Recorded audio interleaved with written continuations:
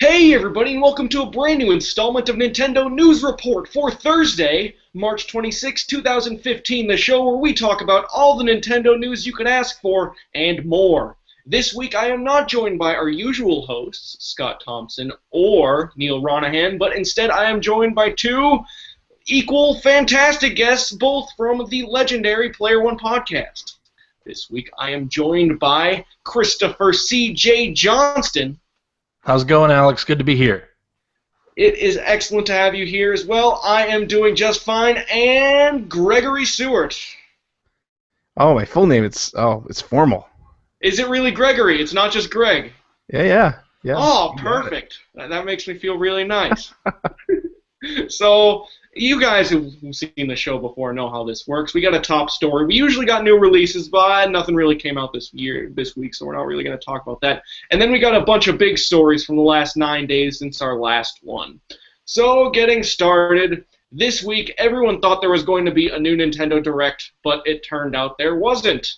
Have you guys heard these rumors too? Like, oh, this is the week. I hope every week has a Nintendo Direct, so...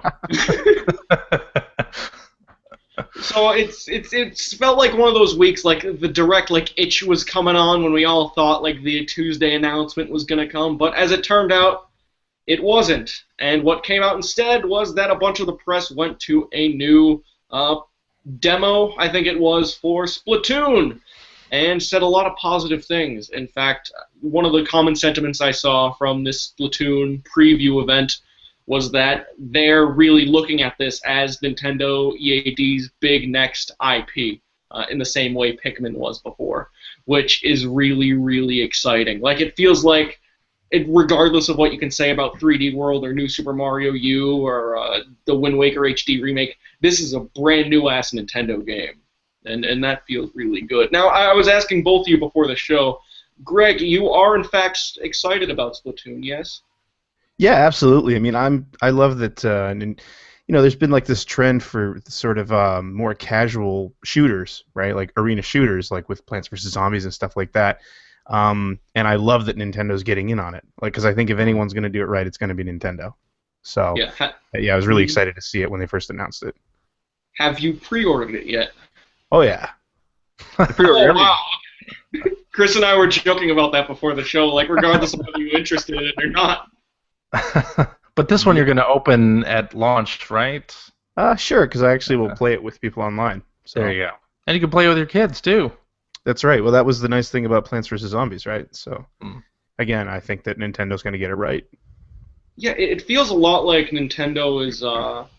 they're doing what people expect them to do, but they're doing it in their own super polished Nintendo way. Like, people thought Nintendo needed a shooter... This is their answer to that. People thought Nintendo should go mobile. Well, they're doing it in potentially the smartest way possible. I mean, that's all debatable, but both of these things seem to could have gone way worse, maybe? Yeah, I mean, that's not how Nintendo rolls, right? They just do their own thing. Like, they'll make a cartridge system when everyone's going CD. They'll go non-HD when everybody's all... about 720p. So, yeah, it's good. It's sort of counter-programming to their competition, and if they're successful with it, then great. Excellent. So, just some of the stuff that came out of that event. There is a new mode called Splat Zones. That's a zone control mode where teams are occupying particular portions of the map in like a King of the Hill fashion, and then they just got to protect their territory from the other team, it seems. But the interesting thing about this mode is that it only unlocks after a certain percentage of the player base has reached level 10 and in the main Turf War mode before Splat Zones unlocks. Is this a good thing to you? I think it's great.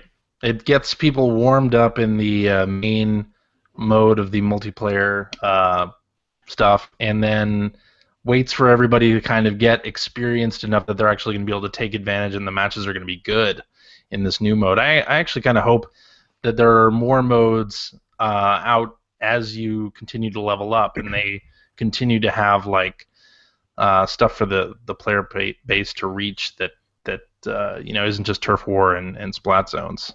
Yeah. It's an interesting way to handle the whole idea of, like, I mean, Nintendo's usually pretty good at their games. Usually have really long legs at retail. So I don't know if I'm crazy about the idea of it being something being locked behind a experience wall. Although it's cool that they're doing it in a community sense.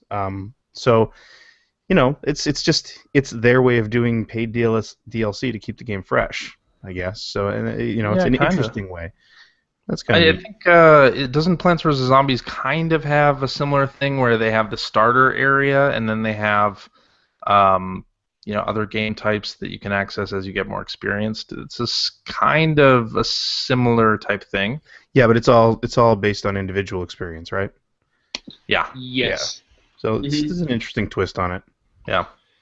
Yep, and then the game will also include ranked modes, which is based on a letter grade system, and will give more experience for higher grades, standard, shooter, fair. New maps and details about the clothing system were announced. Map names, Blackbelly Skate Park, Salt Spray Rig, and Walleye Warehouse. While the clothing system is more of like a perk thing, where it's when you wear the clothes, you'll get additional perks. Like if you wear this, you'll swim faster, or you'll get faster reloading of your ink canisters. It seems like this game is like trying to take on a lot of the systems from really popular shooters, but doing it in a super approachable Nintendo-y way. Exactly. I love it. Well, it reminds me of, I mean, if you remember, like the last time that people were saying Nintendo needs a first-person shooter, we got Metroid Prime, right? And that was kind of the same thing. It's like they took what everybody else was doing, which was the dual-stick shooter, and just totally turned it on its ear. So it feels like Splatoon's going kind of the same route, where it's like, okay, here's the basics, and we all know that they work, but we're gonna do it the Nintendo way. No, absolutely. No, yeah. It looks very, very cool. They were also showing off the single-player mode a little bit. I didn't read up too much on this, but it seems like it is a level-based mode with more platforming.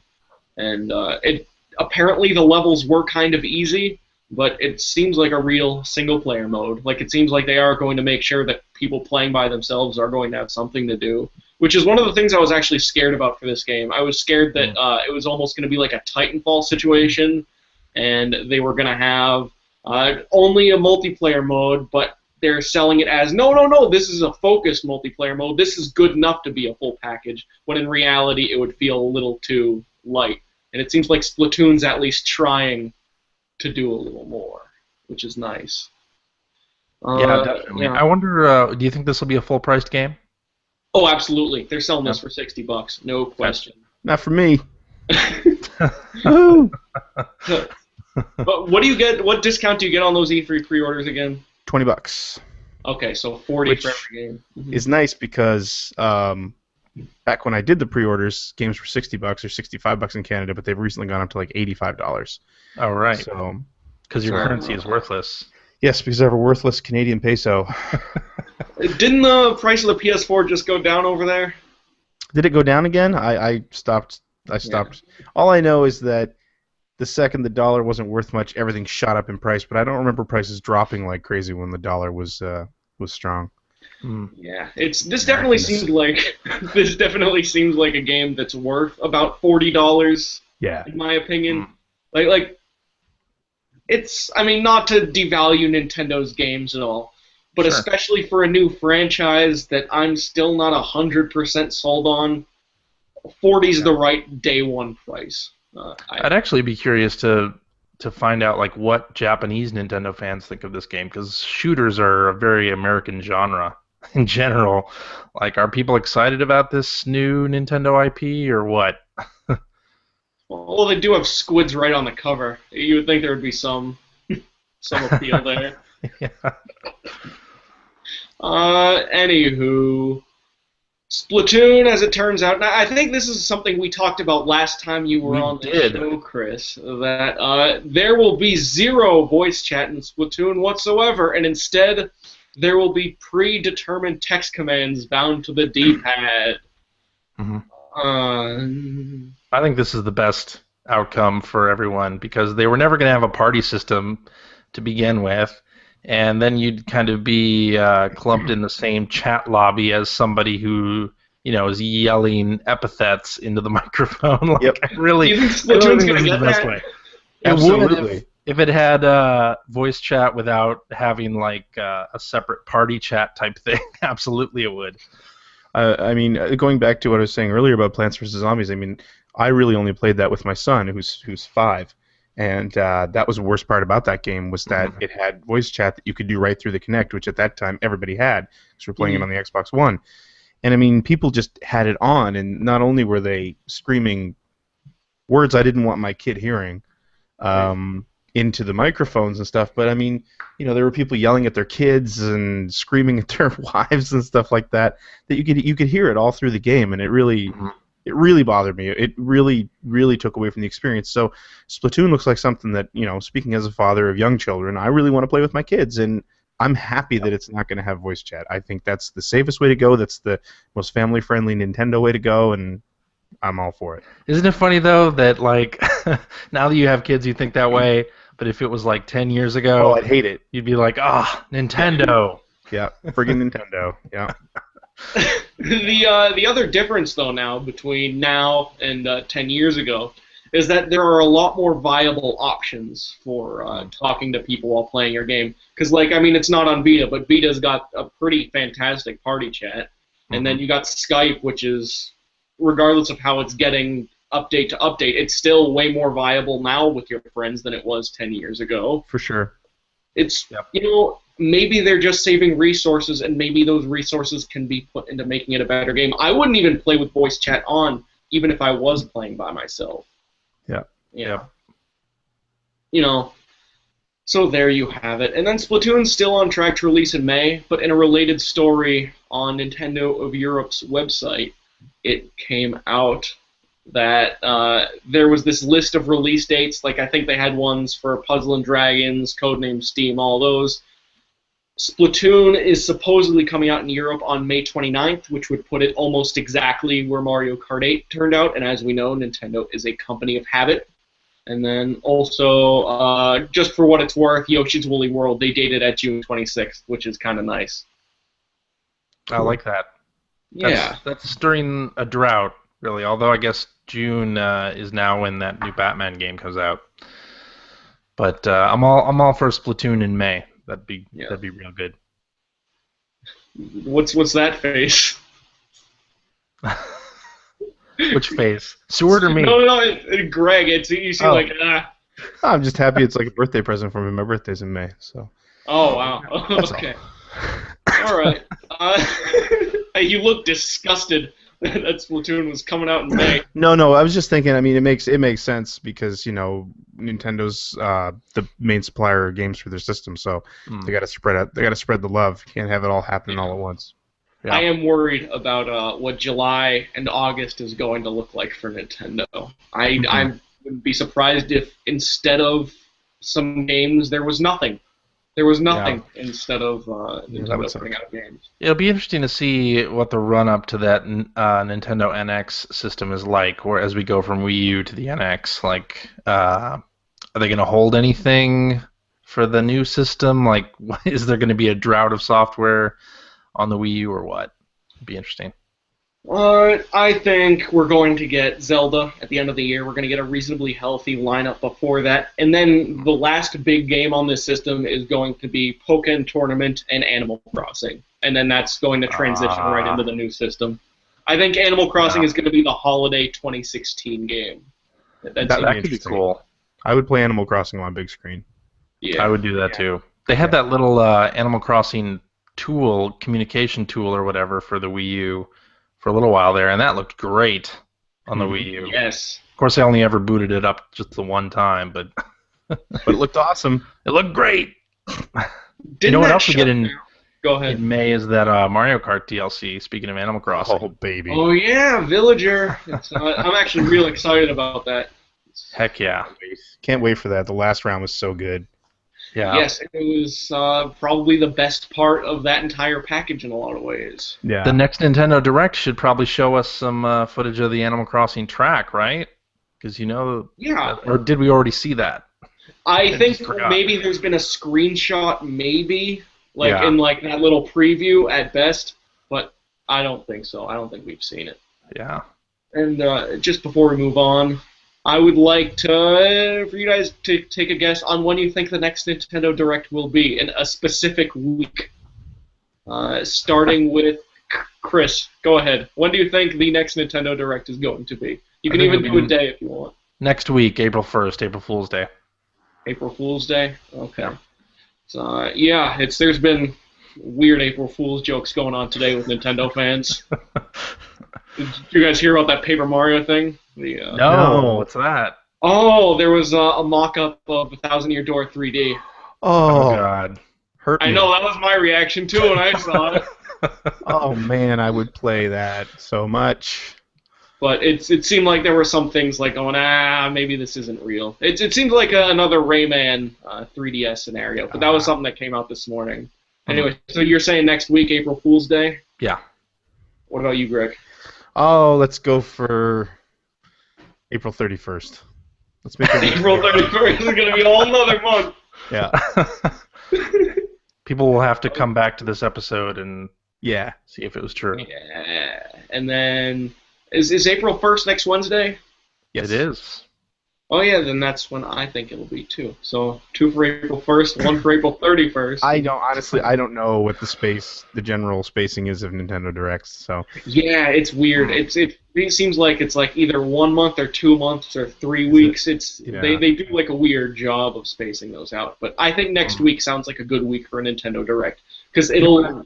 Go ahead. You know what I want? You know what? I love Nintendo Direct. Bring back Nintendo Week. What was that again? Nintendo Week? You don't remember Nintendo Week? Was that on YouTube? No, it was right on the Wii. You downloaded it on the Wii. Had Dark Gary in it. Dark Gary? You don't remember any of this? Oh my god. I never had the internet to download things on Wii. Oh, okay. No, Nintendo Week was just this. It was just a silly little show. It was just a weekly preview show of games that were coming out that week or coming up, and it was just 2 presenters, Gary and I forget the girl's name. It seemed really low budget, and it was so much fun to watch. I loved it. Well, now we have Nintendo Minute, right? Yeah, it's true. Yeah, they're okay personalities. Yeah. Kit Ellis and what's her face. And what's your face? Nice. Do you guys know what her name is? I don't know her name. But you know Kit Ellis' name. I know Kit, though, because he was doing PR when I was still at a video game magazine, so that's why I know Kit. Yeah. All right. Let's move on to the rest of the news for this week. I didn't know how to word this headline, so the best I have is Kojima may be leaving Konami. You guys talked about this on your last episode of the Player One podcast, 437, so you guys can check that out if you are watching this right now. I am sure it is fantastic. I am going to listen to it tomorrow. But news just came out that Hideo Kojima is running into issues with Konami over the Phantom Pain of some kind. In March 2015, just this past week, there were rumors surrounding Kojima's future involvement because everything went silent on the social media, and like some names changed, and the official box arts for like the Metal Gear collection and Phantom Pain and stuff, it stopped being a Hideo Kojima game, and then it turned into like a Konami game. It seems like there's stuff happening. And a Konami staff member reported that due to some conflicts that were going on, everyone there pretty much became a contractor with the company officially, almost in the same way. I think his name is Ueda, became with The Last Guardian. Mm-hmm. It is Ueda, right? It is. I think it is. Okay, cool. So, and then Kojima, as far as I know, he's been particularly silent on Twitter, which is highly unusual. And then Konami hasn't really said much other than Metal Gear is happening, Kojima's working on Metal Gear, and there will be more Metal Gear after this. That's pretty much all they've said.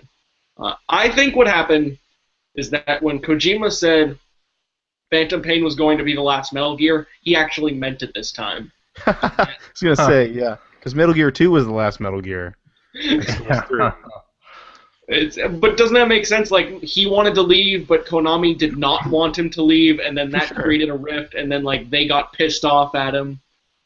Well, I mean, you got to remember too, Kojima's been at Konami for 30 years. Yeah, dude's like 55 years old now, right? Yeah, well, he's 51, and he started 51. in Konami in '86. So I mean, he's been there a long time, and he's been doing the same game for the last 15 years. Not the same game, but the same series for the last 15 years. So, I mean, maybe he wants to leave. Who knows if it was acrimonious or not? I have no idea. But the thing is whether the split between Konami and Kojima was a happy one or an angry one. I think Kojima Productions was kind of doomed either way. Yeah. Which sucks for those people. But yeah. It's got to be an amazing story, though. Like, what is really happening? I would love to find out what actually happened. The chances of that are slim. So. And I mean, it's kind of. I think it's kind of telling. Like you just said, Alex. Like, it went from being a Kojima game to a Konami game. Well, that's not really good for the Konami brand that it was a Kojima game, even though it was being published by Konami, right? Like, so it makes sense that they would try to take that back. And I also think there might be an element of this is just another Japanese publisher running away from console publishing altogether. Yeah. I mean, there was actually an update to this story today where they said exactly what you were saying, Greg, that they just wanted to put the Konami brand front and center. I think it was some official statement today, which makes total sense. Yeah. If there was a real spat between Kojima and Konami, it had to have been over a long period of time. Because it's been there since '86. There's no way some minor argument in one of the most famous figures in gaming history would cause him to leave the company that has pretty much been his home. I think the only thing it really could have been was he didn't want to make more Metal Gear, and either it ended on a positive note or it ended on a not positive note. Yeah, I agree. I mean, that's a long time. 15 years or so is a long time to be concentrating on a single franchise. Yeah.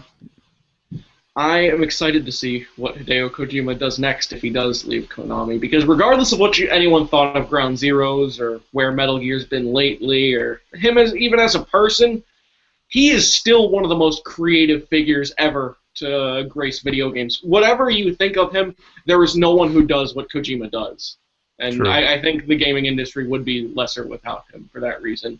Yeah. The other thing I'm interested in is what will Metal Gear look like after Kojima leaves? Because I think that there's probably a part of Konami that would probably want to start a new Metal Gear series after Solid and get a new face on it. Like, I mean, maybe Konami would take the money smart way and just call it Metal Gear Solid 6 regardless of whether Kojima's involved or not. But that seems a little too scummy, even for them. I don't know. Team Ninja to do a other MGS. There you go. I mean, they're obviously not above recreating their big franchises. I mean, look what they did with Castlevania. Sure. Although that seems to have fizzled now because the Lords of Shadow 2 was pretty poorly received.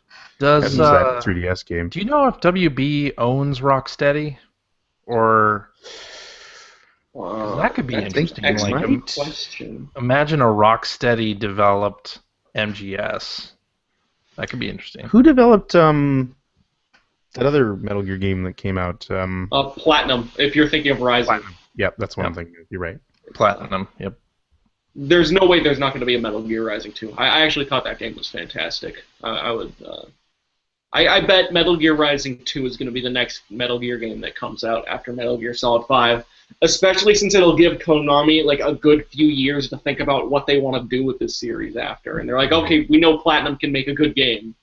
Let's let them work on this for a while. Maybe we'll put out another collection that'll be that. Is it time for like a complete reboot of the series?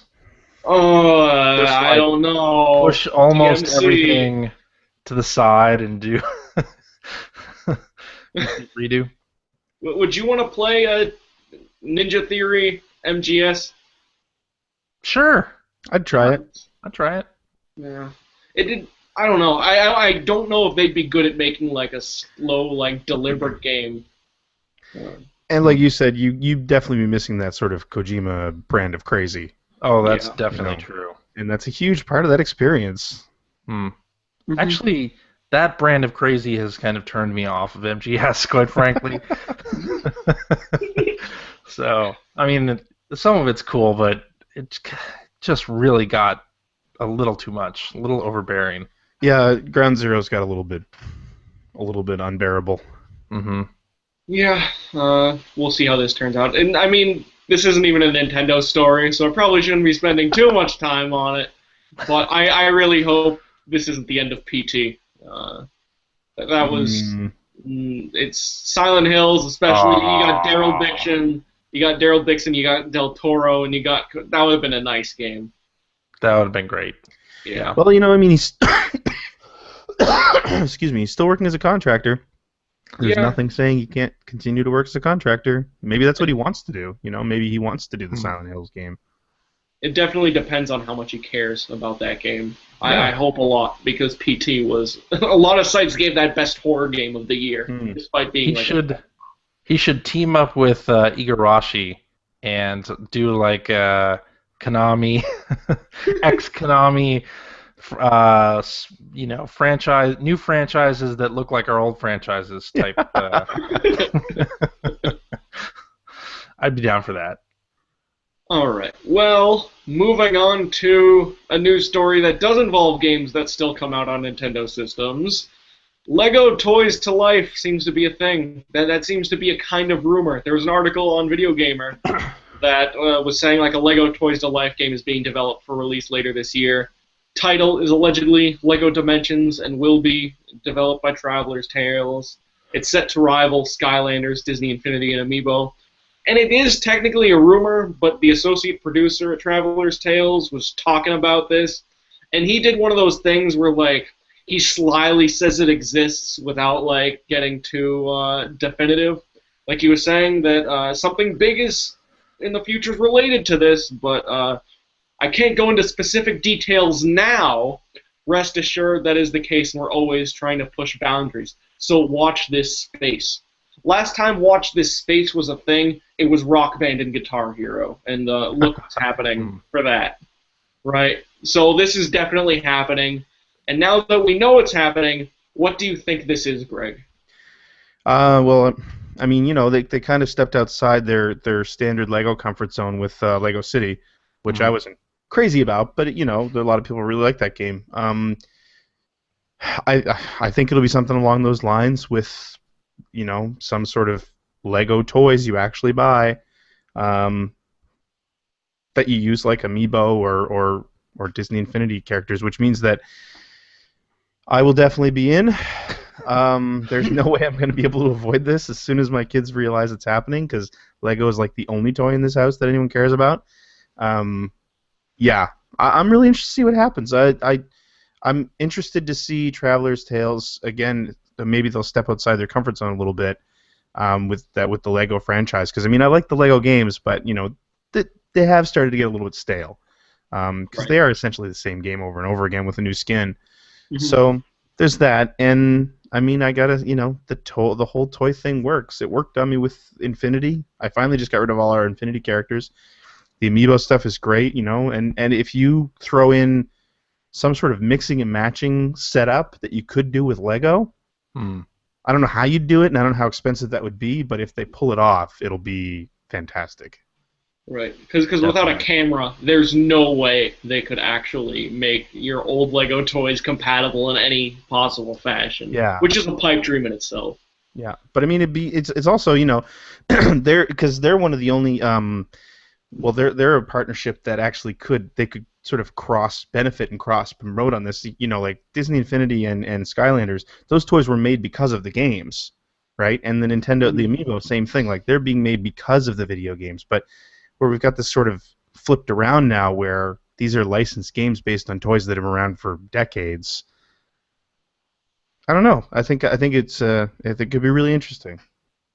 Yeah, I want to see how they integrate the whole building concept into this, because we have, very static toys for in most cases, except I think one of the Skylanders series you can swap some things around. Yes, you can. Yeah, Swap Force. Swap Force. That's what it's called. Yeah. Good name for it. If you could build your own vehicle or something and then have it appear in the game, that would be awesome. My kids would go ape for that. They would just like that would be the end. I would be so deep in debt. Yeah, Well, not anyway, but you know. It definitely seems like the kind of thing where you would need to build it off screen and then put it on the portal. Because like the ideal situation is you can build it live and have the game react. Because there has to be some live building aspect to this game. But then that would involve you picking up and putting things onto the portal over and over again, probably. Yeah, so it would need to be simplified somehow. But I mean, it's a huge investment for like. I mean, my kids have a Lego app where you virtually build vehicles, and then once you've built them, you can run them down this little street, and there's nothing to it. Like it's kind of crap, really, but they love it because it's stuff that they built that they're playing with, and like if you could tap into that, but with physical, real world toys, like yeah, look out, it'll be amazing. Yeah. Yeah. The last thing I was wondering about this is whether Lego still holds the same clout it did 15, 20 years ago as a toy. Because, I mean, when I was young, I was born in '94, I'm just a baby. But even when I was born, Legos were still like a huge thing. That was a huge part of me and the people my age. Nowadays, it seems like Legos are a thing for enthusiasts mostly. Like, I go inside the toy stores. People still like Legos. People still care about Legos. People still buy them to their kids to some extent. But it seems like as many Legos that there are made for kids, there's an equal portion that are like these adult architect versions, or like these burly Star Wars things, or such and such. Like, Lego definitely seems smaller than it was 20 years ago. Do you think that there's a chance that this could still pick up that Lego steam? I think that. Just so you know, just to throw this out there, I graduated high school in 1994. But no, I think at EGM actually. Yeah, I think actually they've expanded their market based on what you just said. Like, I don't know, I can't speak to how popular they are with kids relative to how popular they were with kids 15 years ago. Although, speaking like I said, just in my family, like my two oldest, that's all they want. That's all they ask for is Lego. Because yeah, it's like it's all licensed stuff and it's all very specific kits now, but you know, it still gets played with like Lego, where you put together the kit and then within an hour it's taken apart and they're building their own stuff with it. But then they've expanded that with the architect stuff, so that you know, older people, there's something there for an older crowd too. So I don't know. I mean, I still think it's pretty super popular, but I don't have any evidence to back that up outside of my own kids. Yeah, I mean, they have Lego stores. Yeah. They have less than they used to, definitely. Like, I went to one in Massachusetts that's been there a while, but I think I remember other ones closing down. It's still the exact same place it used to be, though. Like, Lego store is still a really fun place. I just don't know. I don't see as many kids playing with Legos as I used to. You're in this weird space, though. You're between being the age that you play with Legos as a kid and when you're older having like the collector stuff or buying it for kids. So, yeah. Sure. You're one unfortunate push away from being filthy bald. You got to be careful. Just buy that Star Destroyer and you'll be there. Yeah. Anywho, moving on to a story that is fully 100% Nintendo. The Mewtwo DLC that was promised to Club Nintendo members is finally about to come out, and this was promised by Masahiro Sakurai during some Japan-only Nico stream where he said it was just about complete, though. As I'm sure you can attest to, both of you in game development, just about complete can mean a lot of things. It doesn't mean that it comes out tomorrow. It could mean 3 weeks or 1 month or 3 months. Yep. Sure. It could mean that, you know, they're almost done with development, or it's almost through certification, or they're just waiting on a go live date. It could mean anything. Yeah. I mean, I think they promised. Oh. That showed up today for me, finally. Yeah. Hold on. I was listening to that before the soundtrack of this game is so great. I got mine too. Yeah. Oh, shit. Yo, what's good? Woo! We're compact disc buddies. Yay. And I will never open it. I'll open it and rip everything, then I'll close it up and put it on the shelf for the rest of my life. So yeah, we have no idea when this thing is going to come out. I think they promised by March 31st, but I'm not 100% sure. Yeah. It's going to be part of that direct we were talking about that's happening on April 1st. There you go.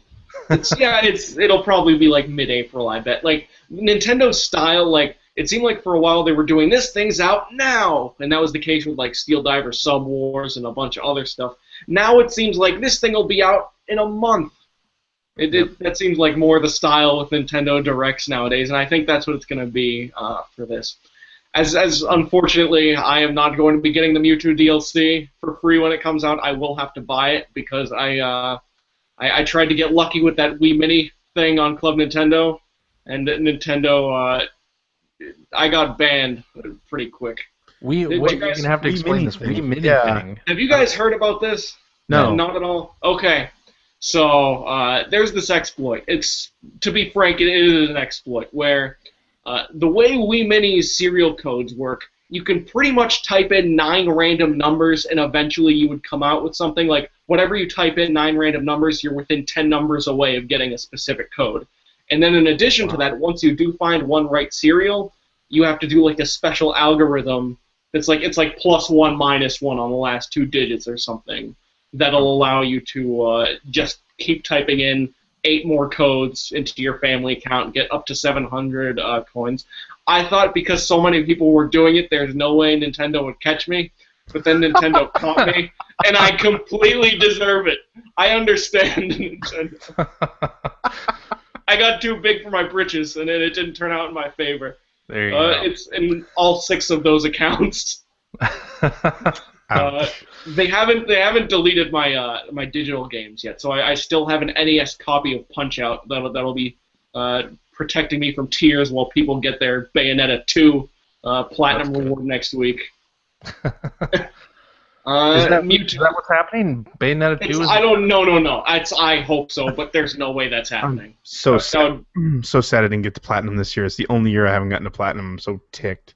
You have a few days if you want to head over to a GameStop and open up a few cases, or I think an EV Games in your case. Yeah, EV Games, you're right. I'm gonna try to register a Wii Mini right now after we're done. No, they already got that exploit taken care of. And by the way, even if you do 1 and I think at least 2, you're automatically getting banned. Like I even tried to play the card with the Club Nintendo customer service. Like my friend on Reddit told me that it was a legitimate code, and they did not buy it at all. Their systems are like, look, someone bought a Wii Mini. No, that's impossible. Damn them. That means there's 5 of them now. I actually have been playing a little Project M and Melee tonight with some guys at my college, and I am kind of excited to see what they do with Mewtwo this time around. Because they got Mega Evolution, 2 Mewtwo Mega Evolutions for that matter, so he's going to have that in his final Smash. And I remember liking Mewtwo way more than I liked Lucario. Lucario is just kind of lame from a character standpoint. True. You might as well be talking a different language right now. Oh, you're not even a Pokemon guy. I'm not a Pokemon person at all. I mean, I know Mewtwo because everybody talked about getting Everyone knows Mewtwo. Yeah. About it. So you wouldn't know Mewtwo otherwise outside of this Club Nintendo promotion? I know what he looks like, but I mean, I don't, like, everything you just said, I have no idea what you're talking about. Oh, wow. I just know that Mewtwo's coming. Mega Evolution and Final Smash just means nothing to me. He's going to be a Smash Bros. Character, and that's real exciting to someone. Yeah, exactly. I mean, it'll be an excuse to break that game out again. I haven't played that game in a little while, so yeah. Yeah, it's. I remember playing that game for like 60 straight hours in between the 3DS and Wii U versions, and then I just haven't played it since then.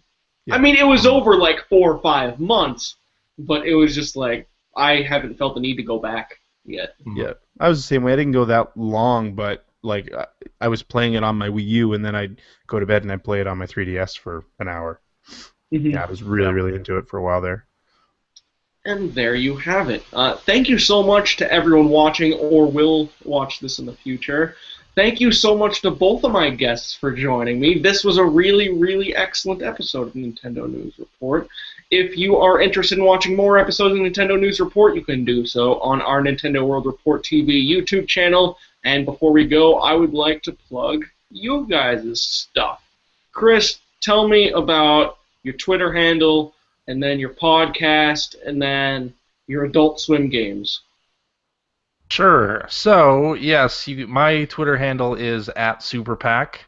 And I do a weekly podcast with Mr. Sewart called the Player One Podcast. You can find that at player1podcast.com or on Twitter @P1Podcast. Let's see. Adult Swim Games, yeah, go to adultswimgames.com. We've got some stuff there. We're doing stuff on Steam, iOS. It's every game that we do is awesome, so you should buy it. And yeah, that's about it. Do you have any specific game that has just came out that you would like to plug? Yeah, we just put out one on PC called Oblatus that's really fun. It's like a platform game, a platformer that's sort of Dark Souls-y. It's you got like a permadeath thing going on, and 4 different areas with bosses, kind of like Rogue Legacy, actually. There you go. A game all Nintendo fans will know. That's right. No. But there's a lot of games like Rogue Legacy. It's kind of like Castlevania in some ways. Exactly. It's Oblatus. That, you know what? Go check out that game. I'm sure it's excellent. That's my promise to you. There you go. And Greg, what do you have for us? I see something in your tagline. Yeah, well, my Twitter handle is @Sewart, SEWART, and outside of the Player One podcast, which I do every week with Mr. Johnston, I run a web series called Generation 16, which explores the history of the Sega Genesis, the best 16-bit console ever made. So yeah, I'm on episode. Yeah, I know. I just released episode 15 a couple weeks ago. I'm working on episode 16 right now. So yeah, go check it out. Generation-16.com, and please, leave messages on the YouTube pages. Let me know what you think. I'm love to hear from everybody. There you go. And if you want to watch Player One Podcast live, like you want to watch this show live, you can do so usually Sunday nights at like 8 p.m. Eastern. Isn't that right? It's check the P1 Podcast Twitter, and they will tell you when that stuff is going down. And Generation 16, I can attest, that is a really excellent show. And whenever you guys talk about it on a new Player One podcast, I'm always checking it out. So there you have it. Yeah, no problem. That's our show for this week. Thank you so much for watching, everybody. That's all. Bye-bye.